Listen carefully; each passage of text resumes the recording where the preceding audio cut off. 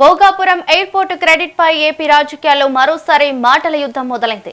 CM Chandrababu Naidu చేపట్టిన Bhogapuram airport ప్రాజెక్టుకు మాజీ CM YS Jaganmohan Reddy credit తీసుకునే ప్రయత్నం చేస్తున్నారని రాష్ట్ర రవాణా శాఖ మంత్రి మండిపల్లి రాంప్రసాద్ రెడ్డి ఆరోపించారు.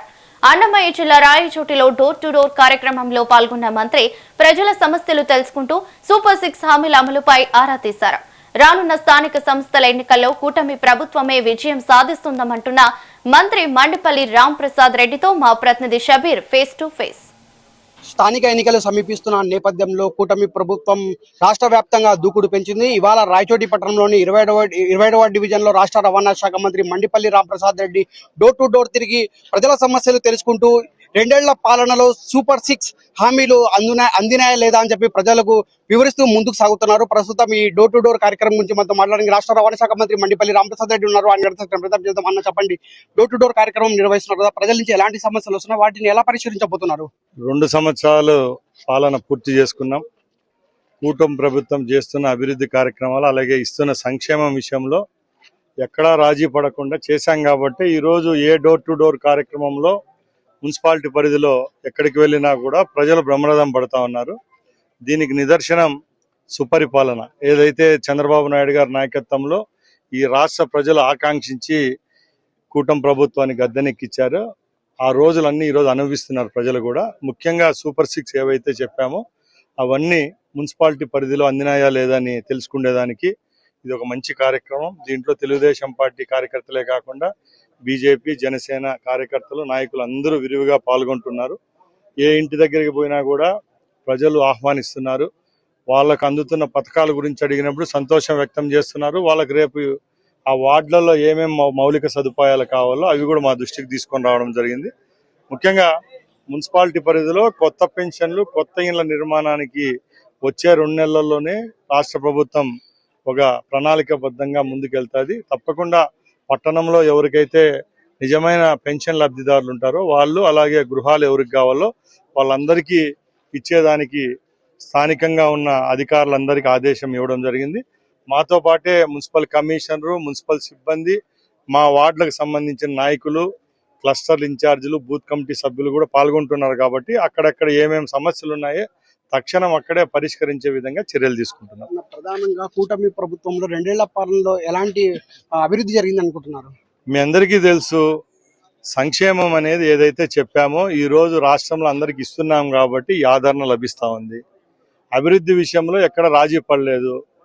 రాష్ట్ర వ్యాప్తంగా వేలాది కోట్ల పెట్టుబడులు రావడం జరిగింది. విభిన్న సంస్థలు ఇక్కడ ఏర్పాటు చేయడం జరిగింది. ఇక్కడే మన నియోజకవర్గ విషయానికే వస్తే ప్రతి ఒక్క కుటుంబంలో అన్నదాత సుఖీభవ అనుకోండి, తల్లికి వందనం అనుకోండి, ఎన్టీఆర్ భరోసా పెన్షను, అలాగే ఫ్రీ బస్ సౌకర్యం, ప్రతి ఒక్క కార్యక్రమం ప్రతి ఒక్క నియోజకవర్గంలో ప్రతి ఒక్క వార్డులో అందుతా ఉందంటే అది కేవలం మా ప్రభుత్వం యొక్క ఘనకార్యమని చెప్తున్నాం. ప్రధానంగా భోగాపురం ఎయిర్పోర్ట్ పనులు వైసీపీ ప్రభుత్వంలో పనులు జరిగాయని చెప్పి వైసీపీ నాయకులు ఆరోపిస్తున్నారు. దీన్ని ఎలా చూస్తున్నారు?